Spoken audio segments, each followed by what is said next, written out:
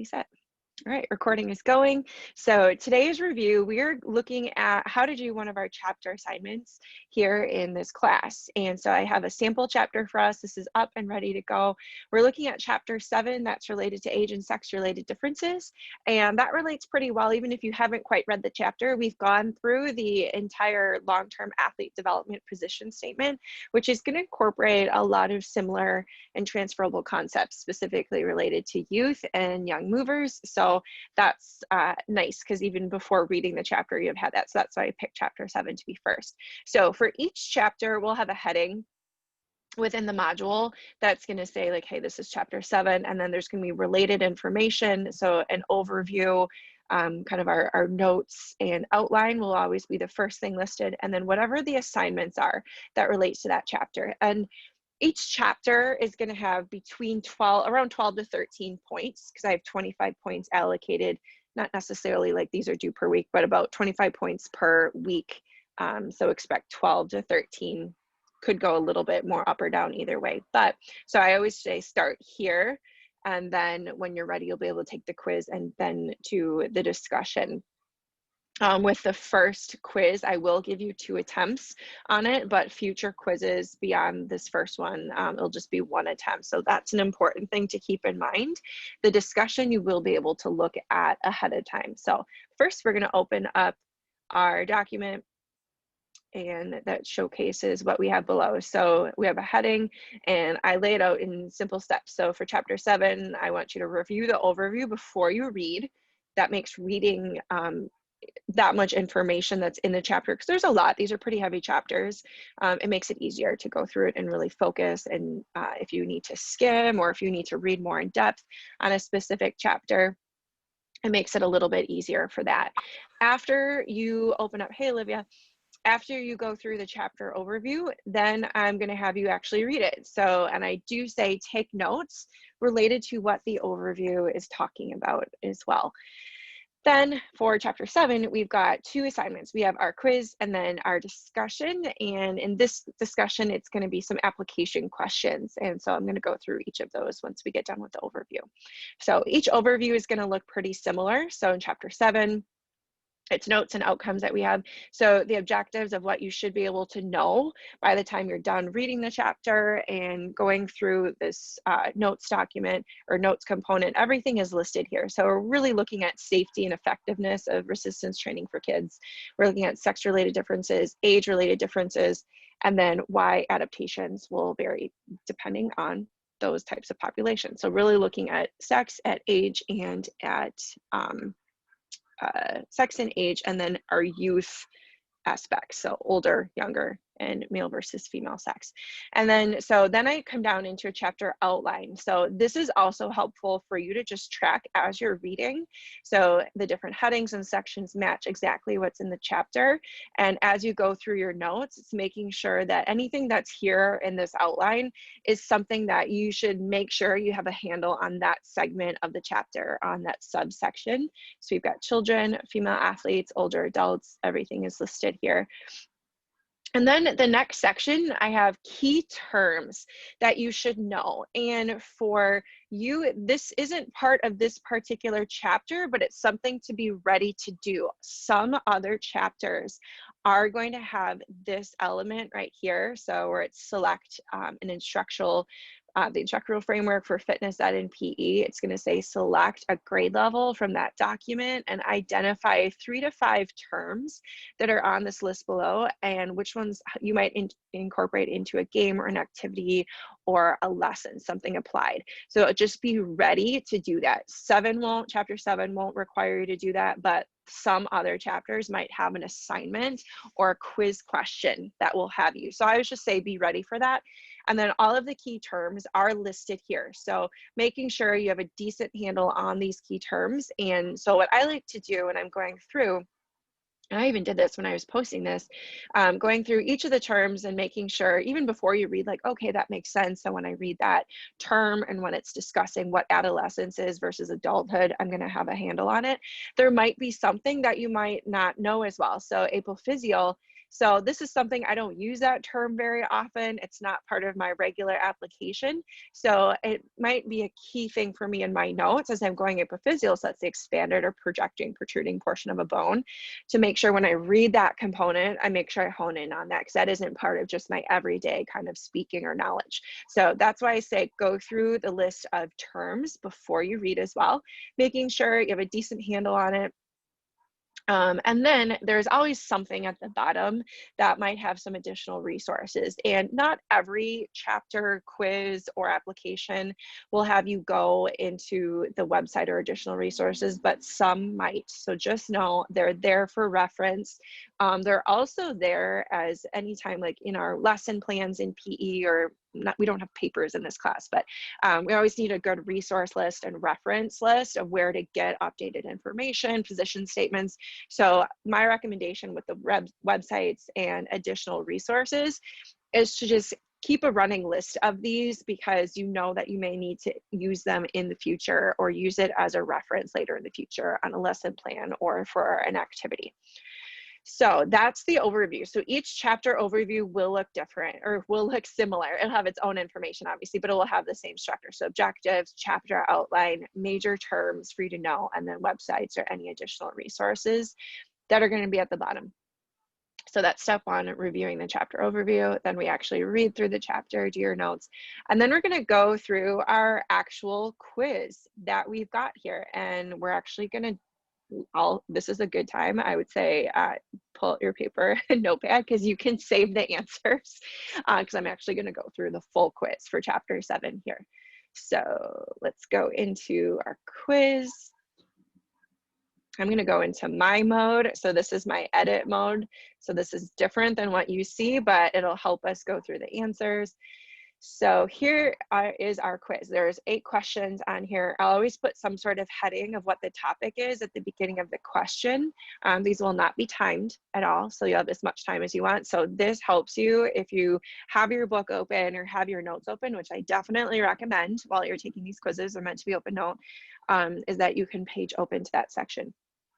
So for our first question, we have a strength and conditioning professional training 2 16-year-old males. One's developed facial hair, deepened voice, others haven't. Which is going to be the most effective indicator of their maturation level? So we've got our options here, and so you'll be able to see what the correct answer is, which is C.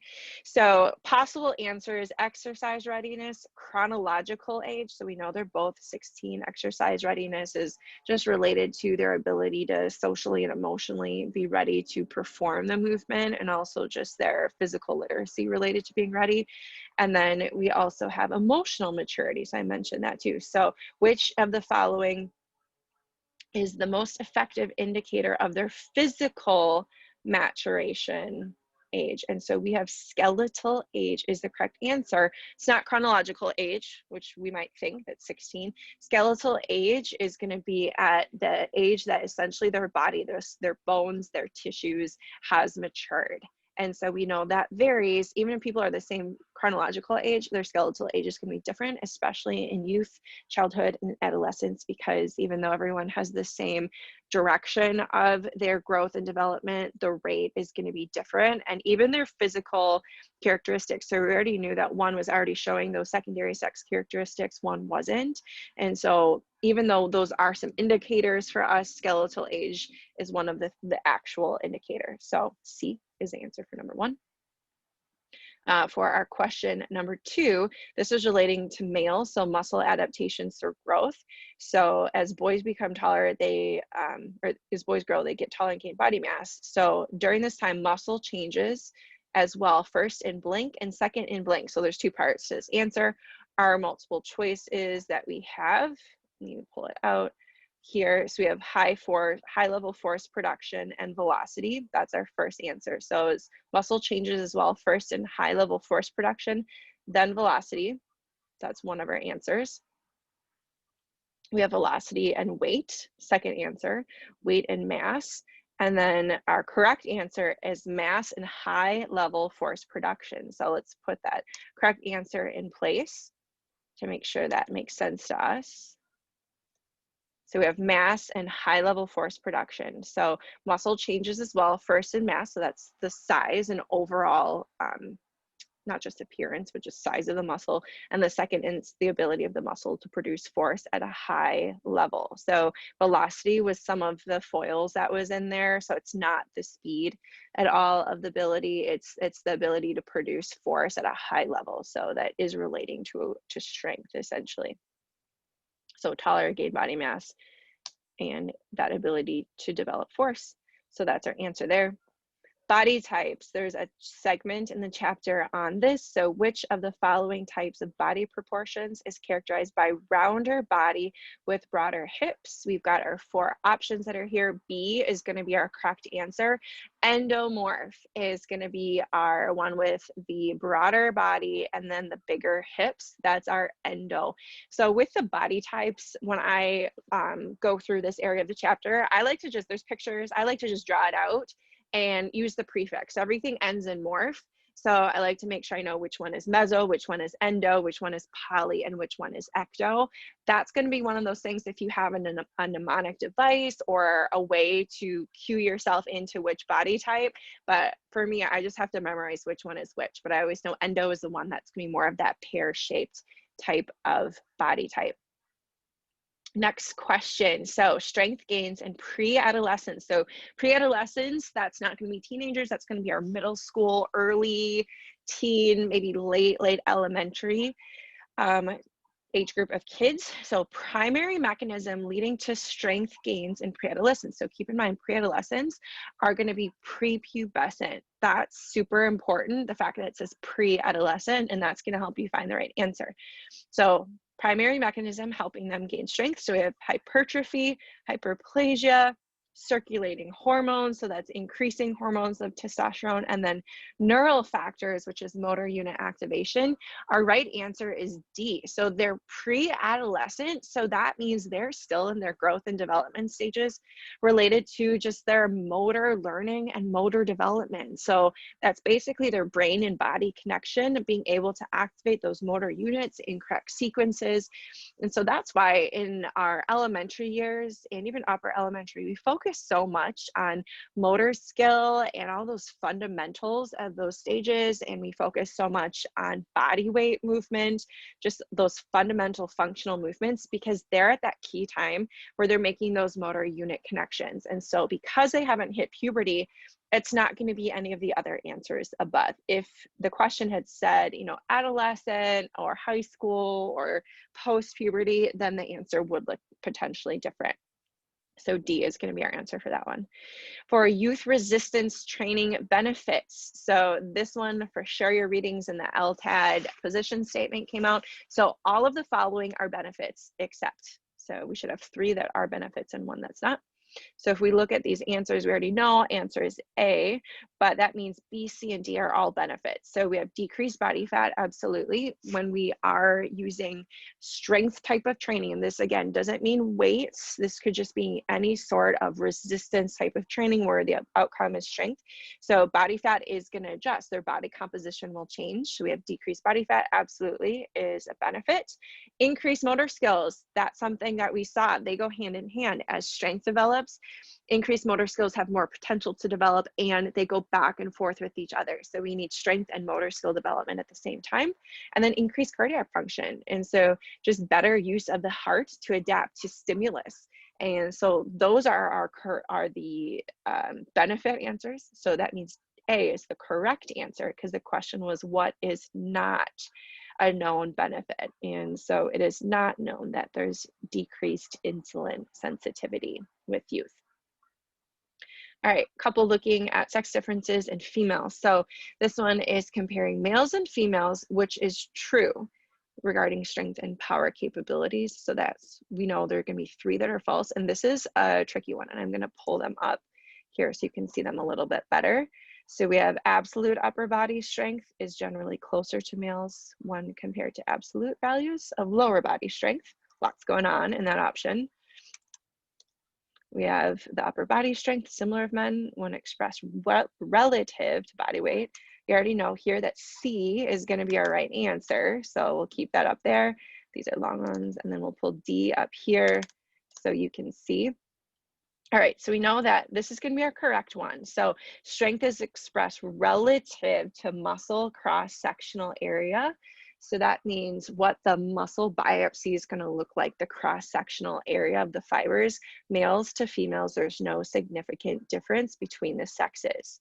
What are not correct answers, which these can be challenging because there's a lot of information that isn't exactly the most accurate out there, a lot of bro science or a lot of I would say just incorrect science that's out of context that's related to sex differences. So we have here the absolute upper body strength of women closer to male values as compared to absolute values for lower body strength.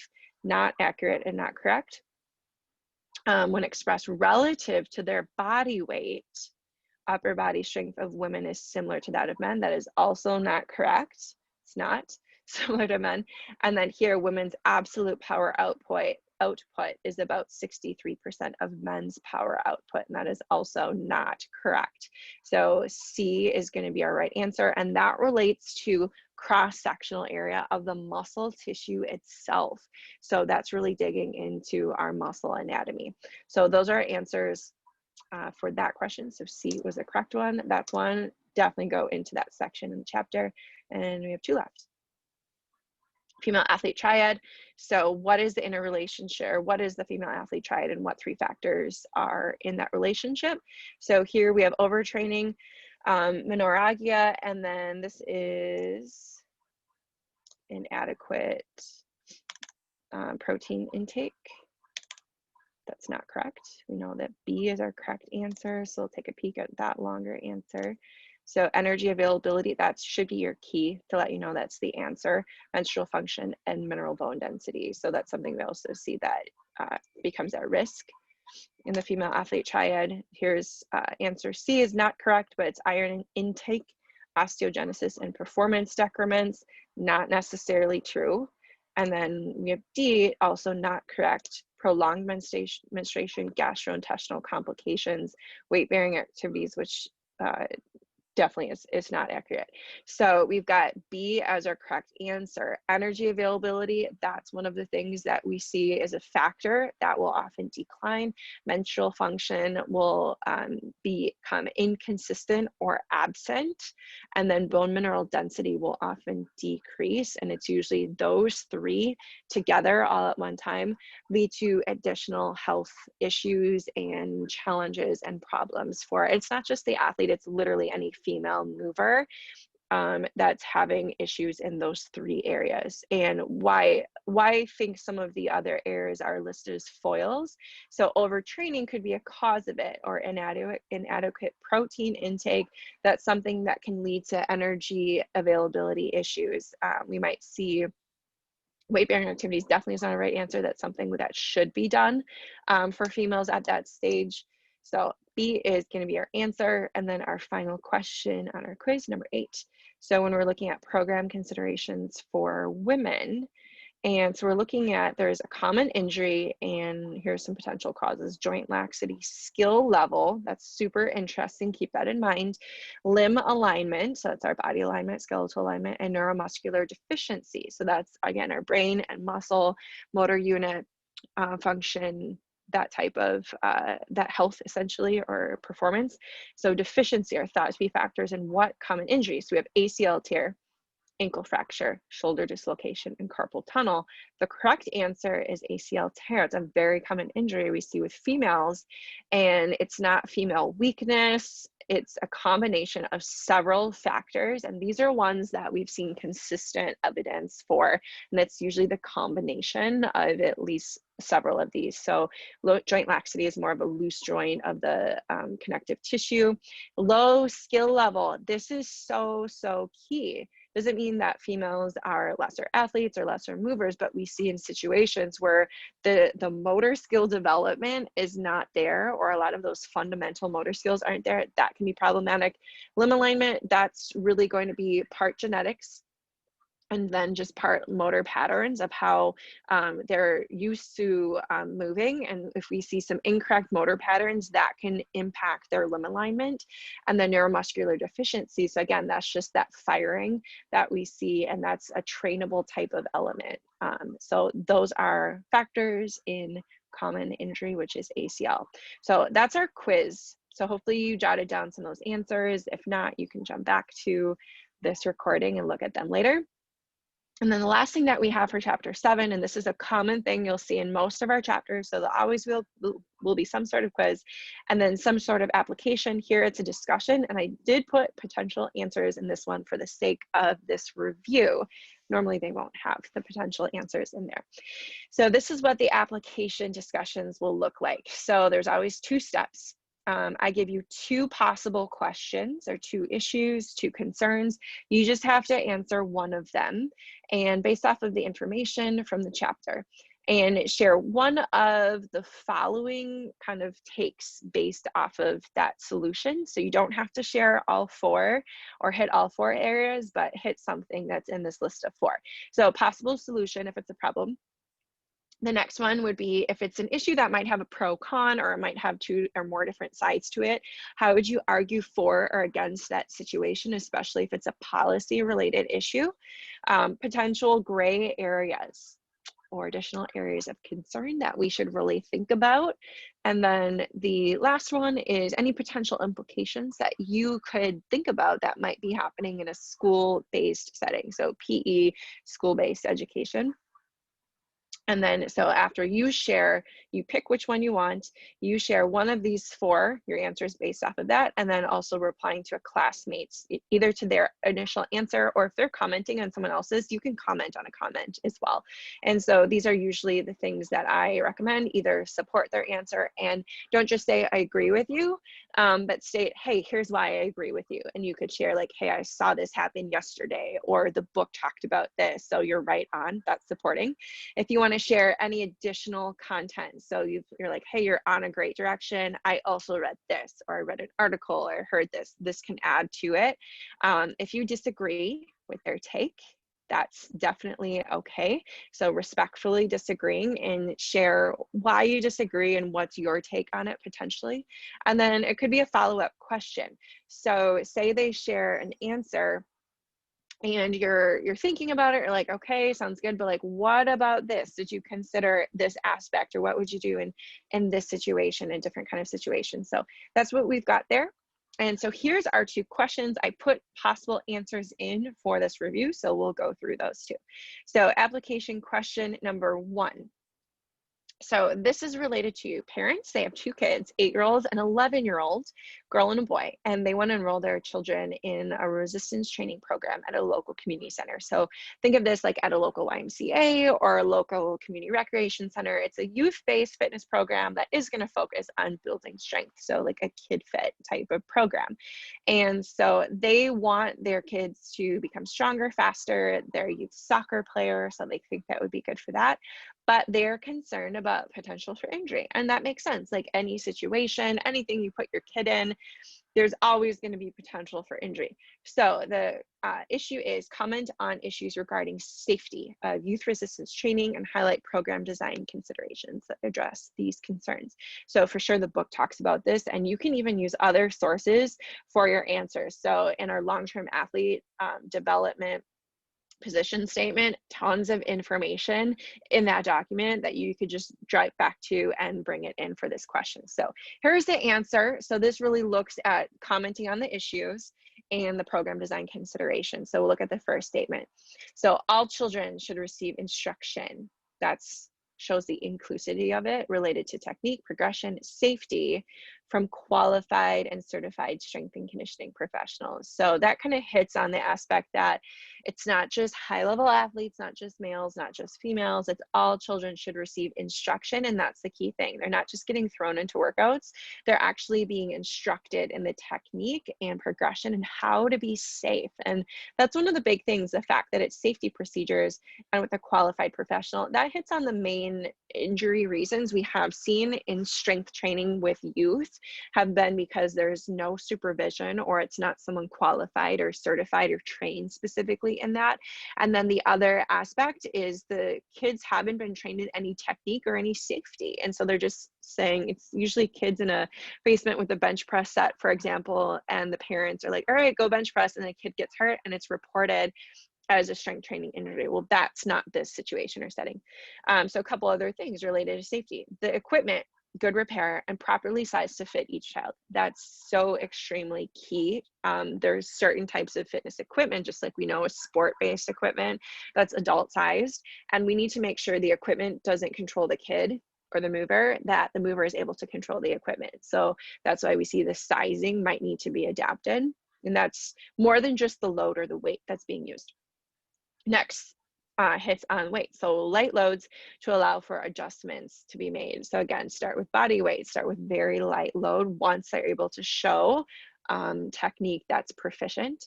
And then here we have multi-joint exercises are incorporated into this. So if we think of multi-joint exercises, those are going to be more of our sport performance type of strength training versus strength training that's going to be more of accessory or bodybuilding style. You know, think of like a bicep curl, right? Single joint. But we're talking about push presses, or we're talking about deadlifts, we're talking about squats, back squats, front squats, overhead squats, cleans, power cleans or cleans, snatches, anything that's multi-joint, where multiple joints, more than one, are being incorporated into it. So the guideline is start the resistance light. So like a broomstick, PVC pipe is what we usually see for kids before they take a barbell or kettlebell or something like that. We also see training bars. So it's much lighter weight barbells. They're shorter for not just kids, but even in any kind of early mover, so that they can learn the technique, not get super sore. And then that reduces their potential for injury in general. And then this also talks about the goal with the programming. So not just increasing muscular strength, but teaching kids about how their body moves and having fun. And so that's a key thing we always want to see in any sort of strength and conditioning or youth training program, or in PE where fitness is part of the curriculum. We want it to make sure they're learning about how their bodies can adapt and move and also enjoy the experience. So there should always be some sort of fun factor to it. So that's our question number one. That's our youth focus one. This is one that is focused on aging. So the chapter focuses on aging population. We don't focus a ton on that as PE teachers, but it is important to still know and have this understanding, because you get asked questions all the time as a PE teacher or movement educator, or if you would choose to go on into a profession like summertime or side hustle as a strength coach or personal trainer, you will get other populations. So in this question, we have a master's athlete. She's a 66-year-old swimmer, just had a fractured wrist caused by an injury not related to swimming, and active her whole life. So this means she's had an athlete identity her whole life, couldn't swim during her rehab, and she feels like she's out of shape now. So she's feeling depressed and complains she doesn't have any energy to exercise. What advice would you give this woman, this master's athlete? And so it says in your answer, comment on trainability of older adults and benefits of resistance exercise, especially for older women. So here's what the answer shares, and this is from the book. Not uncommon for athletes, young or old, anybody. If you have prolonged periods of inactivity, COVID, prolonged period of inactivity for a lot of people. And this isn't related to this question, but in PE, for a lot of our kids in school, where school was their only source of recess, only source of actual movement, only source of movement instruction, and they had to shift either no PE or definitely an online model that had much more cognitive information, we had more inactivity for sure with kids. And we will see this as we come out of COVID and kids are able to participate more in movement activities and in PE. We are going to see for sure losses in strength, power, endurance in our kids. But in this situation for this older woman, a master swimmer, she's going to lose some of her endurance with swimming, and for sure her strength is going to feel like less just because she wasn't active and she was rehabbing her injury. So this is a key thing. Aging, and this also relates to youth, when you're young also, it doesn't reduce your ability to adapt to a training program. So because you're old or because you're young, you can still experience adaptation to structured training. So that's important. And we have seen, especially with older women, also with older men, but specifically with women, we've seen major improvements in strength, mass of muscle, bone density, and just ability to be functional in movements with older women who do strength training or resistance exercise. So highly, highly encouraged for that age, or for that age group, and also for females. And then exercise can help them feel more active, and socializing with friends is really, really key because it's people who have similar goals. So the recommendation for this is advice to give this person is basically says reminding her of the benefits of movement, and it's kind of like chicken and egg. So it doesn't have energy to exercise, but exercise gets you energy. And we see this for all ages too, for general adults not in that master's or older age group, and even for kids. If you're feeling lethargic or kind of tired, people will say like, aren't you tired to work out or to go for a walk? But that itself is going to give you energy. And I liked how this answer used the social component. We know that's key for everyone, all ages, kids, adults, and older individuals, but especially in this population. So getting her reconnected maybe with teammates or other women or other swimmers that are master's age or competitions, getting her back in that mix with those peers is going to be really helpful for her to reconnect with her athlete identity that she definitely seems to have lost during her injury time. And that's going to help for sure with her mood and just revitalizing her energy. So that's our application question that we have, are 2 questions.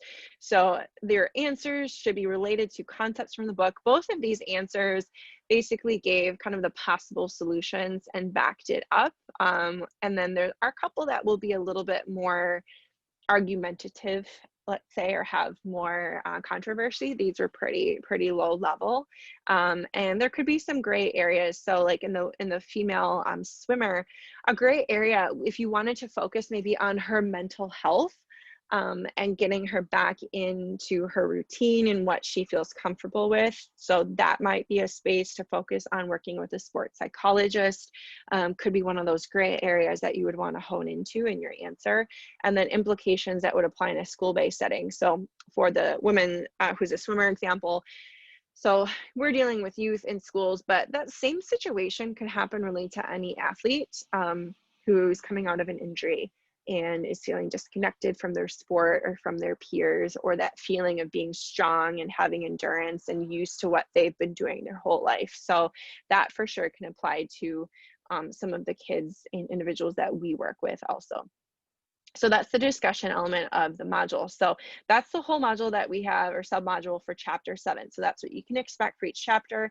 So in review, it's go through the overview, and then whatever assignments are associated, it's always gonna be some sort of a quiz, around 7 to 8-ish points for each quiz, and then some sort of application. Sometimes it'll be a discussion, most cases it'll be a discussion, some cases it'll be a separate assignment where you have to go into the instructional framework for fitness document and pull out a learning outcome there and attach it to the chapter. This one and several of our next 2 chapters, there'll definitely be discussions. So that's what we have for that. And I wanted to just briefly touch into what we have for the instructional framework and fitness ed module. So that is also open.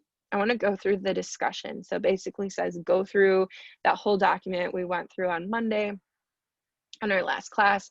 With this discussion, it's pretty major. There's a lot going on here. So essentially from that document that we went through, choose a domain and a descriptor. So technique is one of our domains.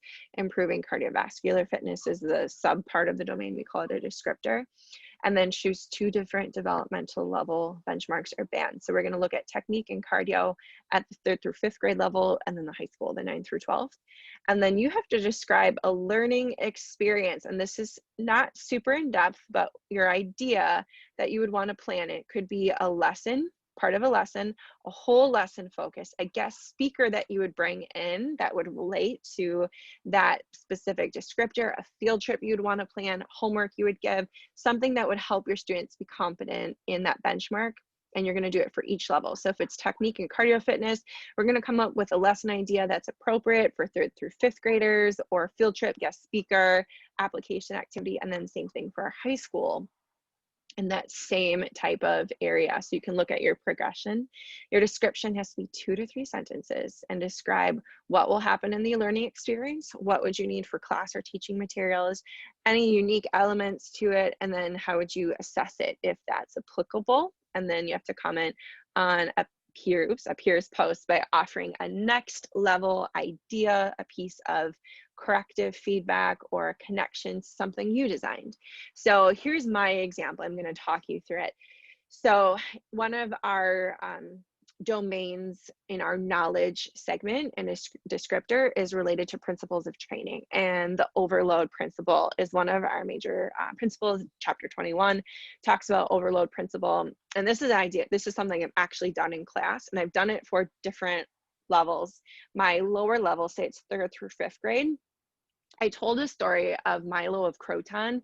He's part of Greek mythology, and the legend goes that when he was a kid, a calf was born when he was around like his elementary school age, and he wanted to get stronger. So he would carry this calf up this mountain every single day. And so what I do for this lesson, I bring in a whole bunch of stuffed animals, all different sizes for class. And this is a short little, it's kind of like a mini presentation to articulate the point of overload. Or progressive overload. And so I bring in all these different sizes of stuffed animals, tiny little ones, and then progressively stuffed animals get bigger. And so I have a student volunteer, and I give them a task to carry the tiniest little animal, little beanie baby, maybe on their shoulder, or hold it up overhead, and they might have a little obstacle course that they have to walk through. And then I'll have a middle level, small, and a little bit bigger beanie baby, go through the obstacle course, a little bit bigger until it's one of those massive, really big stuffed animals. And the story of Milo of Croton goes is as he got bigger, the calf also got bigger and grew into a full bull, full cow. And so he's carrying it over his shoulders up to the mountain. And the idea is, well, the calf grew, so the mass and the load that he was carrying grew, but because he was training every single day, he was carrying it. As that calf was getting bigger, he also was getting stronger. And it's the concept of if you only carried that small, it was only a baby calf every single day and found a new baby calf and a new baby calf, his strength would increase, but not at the level if he had continued on with that same calf. And so that's the concept of when you train, you always have to add more stimulus, whether it's more weight or more intensity to it. That helps you adapt and become stronger in that scenario. And how I would teach that same scenario for 9th through 12th grade, I might use the stuffed animal thing just because it's cute and it's memorable, but I would likely use the example of showing some video of probably a high level athlete in a strength sport. So that could be powerlifting, maybe strongman, maybe Olympic weightlifting. And a lot of these athletes on their Instagrams or just like online, they have videos of them over time and over their careers when they were first beginning training, and then as they got stronger, and you can even see how their bodies adapt and might change too. So I would show them progressions in their career where I could find those and show like, okay, this was recently at the Olympics or at World Championships, they were able to do this much weight versus back when they first started, this was heavy, this was their weight. So that's a little bit more of a real world example. And the differences between the two, the terminology and the animation that I would use for 3rd and 5th grade, 3rd through 5th grade would be much more youth focused. 9th through 12th grade, I still probably would use the stuffed animal example to grab their attention and to get a hook, but go into much more detail of this is why when we train in our programming, we don't just do the same weight every single day. We don't just run the same distance or at the same pace every single day. We need to add some progressive overload to it. So that's an example of one of those initial framework elements. So that's progressive overload, a concept or principle of fitness, how you would create a simple class activity. So I would describe what that lesson would be. Here's my description, would be talking about the stuffed animals and the story of Milo of Croton.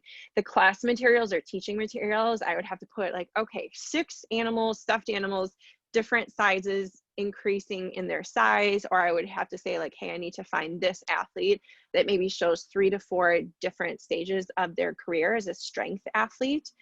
And then anything unique that I would need to know. So that's me maybe learning the story of Milo of Croton, and then how would I assess it? And so in my stuffed animal example, maybe it's an exit ticket or quick check for understanding question at the end of that class period, or in another subsequent class period, asking them like, hey, what do you remember about Milo of Croton and why we need to increase our weight or our pace or our intensity in training? And so maybe that would be a quick knowledge-based question that I could formatively assess it. So that's part one. Part two is same thing, but you're just going to pick another descriptor area. So different domain, different descriptor, same process, pick 2 developmental levels, and you're going to go through what's a simple learning experience, field trip, guest speaker, homework, activity in class that you would help them learn that concept. So that's what we have. I wanted to run through that because I wanted to share that example with you. All right, that's end for my screen share.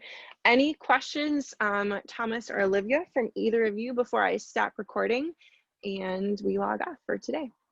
No, I don't think so. I think that was really helpful. It was, I got overwhelmed when I like looked at it at first. It was like a lot of information, but definitely breaking it down the way that you did.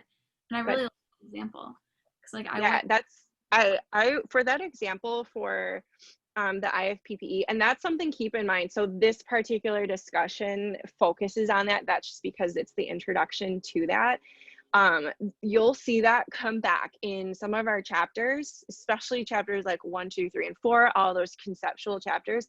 There will be a quiz or discussion question that's going to say, all right, take one of the vocabulary terms from this chapter and explain how are you going to find something creative or fun or memorable to teach it to the kids. And so like say it's like physiology, muscle physiology, for example, and you're looking at the process of a synapse of how it relates to the motor unit. Maybe you make an obstacle course in your gym and everything is labeled, not using every single detail. Again, if it's little kids, you're gonna maybe pick 4 elements of the motor unit, but you're going to say, this is what happens, and have them go through that obstacle course. And it's fun because it's an obstacle course, but they're also learning these aspects of the motor unit as they go through. And again, it's a way to teach a high level concept. You're really just trying to break it down so that kids understand like there's some major science and really cool information that goes along with these concepts, just of like how their muscles get tired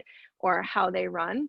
And the other big reason why I want you to go through some of these vocabulary words is every school now, with part of our learning outcomes, when we have to put our I can statements or objectives on the boards for kids, literacy in the curriculum is super, super important. And so that's a key way where you can incorporate literacy in a really meaningful way that relates to our content with kids by having some of these simple terms or simple, like, you know, it's kind of like the stuffed animal thing. It's kind of like a little skit, right? So it's a simple skit that you can go through, and it just helps them retain some of that information so they get that vocabulary word and they remember what it means, instead of just having it be like on a quiz where they have to match the answers or something like that. So yeah, so hopefully that helps. But yeah, this, just know that will come back, and that will be throughout this semester. It'll be connecting an IFFEPE principle into what could this look like as a little part of a lesson, or how would you make a game that relates to this concept. So, and then Thomas, I want to address what you just shared in the chat.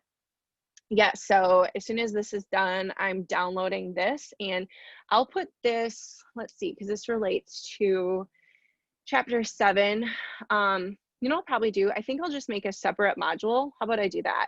That is just our weekly class reviews. So I'll just make a module for Wednesday reviews, and I'll just put the heading for this one as going through the chapter and then our IFFEPE. Does that sound good? And I just have a quick question. So every Monday will be like how this Monday was, like more informational, active based, and then Wednesdays is going to be like a quick review of the assignments. Yeah, so some kind of review topic. Yeah, so like this upcoming Monday, we're starting into, let's see, what do you have Monday? So we're going through functional movement, so body weight movement. So there's plenty of videos that I have ready to post. I have to make a couple more this weekend of ones I couldn't find good ones, but we are going to go through some functional movements and that are body weight. So if you have space to move in, that'll be not required, but helpful. And so I'll be in a movement space this Monday, won't just be standing in my kitchen. And then we're going to be going through those 8 kind of foundational principles and saying, all right, this is a plank.